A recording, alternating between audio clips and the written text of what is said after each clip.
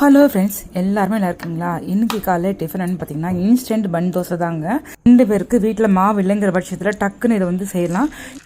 இதோட shorts video evening upload பண்ணுறேன். இதை அப்லோட் பண்ணுறப்ப இதோட ஒரு மிஸ்டேக் பண்ணியிருக்கேன். அது என்னென்னு உங்களுக்கு சொல்லிடுறேன். நல்லா அழகாக ஸ்லோ பண்ணி வச்சு தான் உங்களுக்கு இது கொஞ்சம் பொறுமை வேணும்.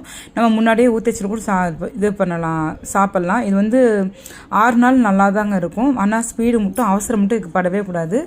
பொறுமையாக எடுக்கணும். நான் அதான் ட்ரைபாட் வச்சு எடுக்காமல் கொஞ்சம் சொதப்பிட்டேன்.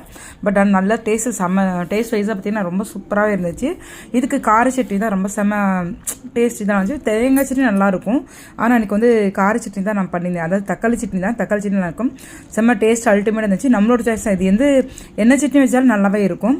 அதுக்கப்புறம் சரி, இந்த பட்டாம்பூச்சி இது பார்த்தோம் இல்லைங்களா? பட்டாம்பூச்சி சரி எப்படி வந்திருக்கு, எந்த அளவுக்கு வளர்ந்துருக்குன்னு போய் பார்த்தா எல்லாமே வீணாக போச்சுங்க. எல்லாம் பூச்சி அரிச்சு அப்படியே பாருங்கள் ஓட்டையாக இருக்குது.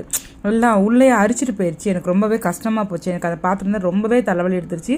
என்னென்னா சரி பக்கத்துலேருந்து ஒரு உயிர் நல்லா வருதுன்னு பார்க்கலான்னு நினச்சி கடைசியில் பார்த்தா இப்படி ஆயிடுச்சுன்ட்டு ரொம்ப தலைவலி இருந்துச்சுங்க. எல்லா பூச்சியுமே இதுவுமே அரிச்சிருச்சுங்க. உங்களுக்கு ஓட்டையே வந்துச்சு பாருங்க. எல்லாம் ஒட்டில் நிற்கிது.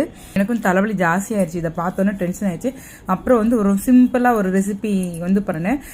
என்னென்னு பார்த்தீங்கன்னா ஆந்திரா சைடில் பண்ணுற சித்ரானாங்க. ரொம்ப சூப்பராக இருக்கும். மைல்டு இதுதான் உங்களுக்கு. மசாலாலாம் எக்ஸ்ட்ராலாம் கிடையாது. ஆயிலும் லெஸ்லாம் உங்களுக்கு ரொம்ப சூப்பராக இருந்துச்சு. இதுக்கு எப்பவுமே சட்னி தான் வைப்பேன். பட் ஆனால் எனக்கு வந்து கொஞ்சம் கிளைமேட்டுக்கு இதாக இருக்க மாதிரி ஸ்நாக்ஸ் கொஞ்சம் பண்ணலான்ட்டு ராகி பக்கோடா தாங்க போட்டோம். ரொம்ப உண்மையிலே டேஸ்ட் வைஸ் ரொம்ப அல்டிமேட்டாக செம்ம சூப்பராக இருந்துச்சு.